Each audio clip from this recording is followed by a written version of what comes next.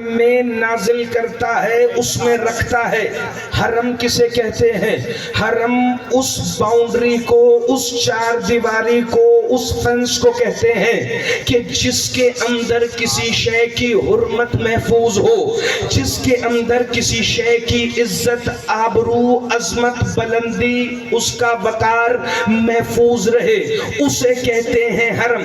مثال کے طور پہ معصوم فرماتے ہیں اللہ نے ختم نبوت کے لیے مصطفیٰ کے بدن کو حرم بنایا۔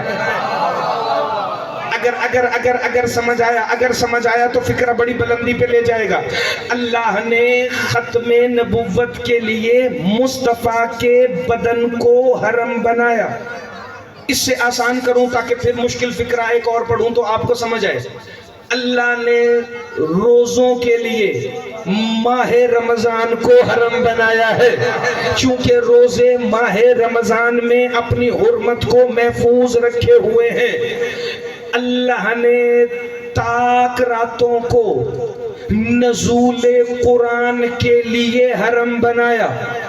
اللہ نے اپنی سب سے بڑی کتاب کو نازل کرنے کے لیے رسالت محمد کو حرم بنایا، چونکہ رسالت محمد میں قرآن کی حرمت ہمیشہ کے لیے محفوظ ہے۔ بدن مصطفیٰ میں ختم نبوت کی حرمت ہمیشہ کے لیے محفوظ ہے۔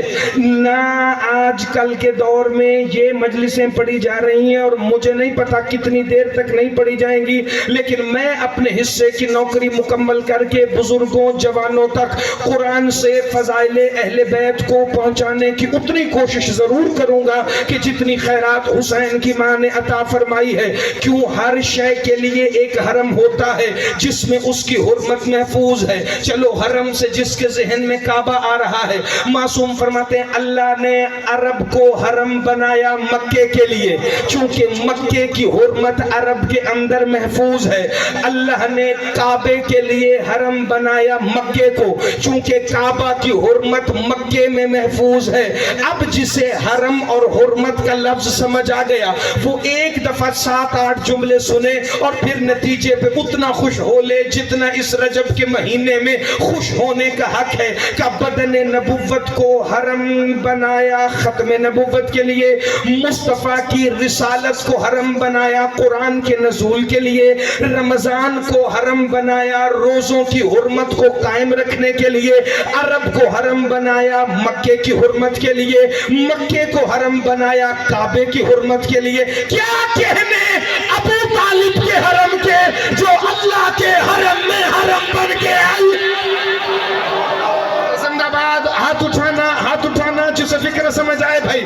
کیا کہنے ابو طالب کے حرم کے جو وارثہ و مالکہ حرمت ابو طالب تھی، وہ اللہ کے اس حرم میں آئی کہ جسے حجر اسود کے لیے اللہ نے حرم قرار دیا تھا، تو پتہ چلا حرم وہ جگہ ہے جس میں اس کی حرمت محفوظ ہو جائے۔ میرے مولا علی کا ایک لقب ہے، کیونکہ لائیو تقریر جا رہی ہے، حوالہ پہلے اسماء الکعب امیر المومنین عبد الرسول زین الدین کی کتاب عربی میں بھی ہے، میرے پاس اردو میں بھی۔ اگر فکرہ سمجھو حرم کسے کہتے ہیں، مولا علی کا لقب ہے حرم اللہ الاکبر، حرم اللہ الاکبر، اللہ کا سب سے بڑا حرم، یعنی جس کی ذات میں اس کی کبریائی محفوظ رہے، اس بادشاہ کو علی کہتے ہیں۔ گھر جا کے سوچنا لیلۃ القدر کیا ہے، وہ علی جو اللہ کا حرم ہے، اس علی کی ولایت کو بھی زہرا کے حرم میں داخل۔ سلامت رہے، ہمیشہ زندہ باد رہے، سدا آباد۔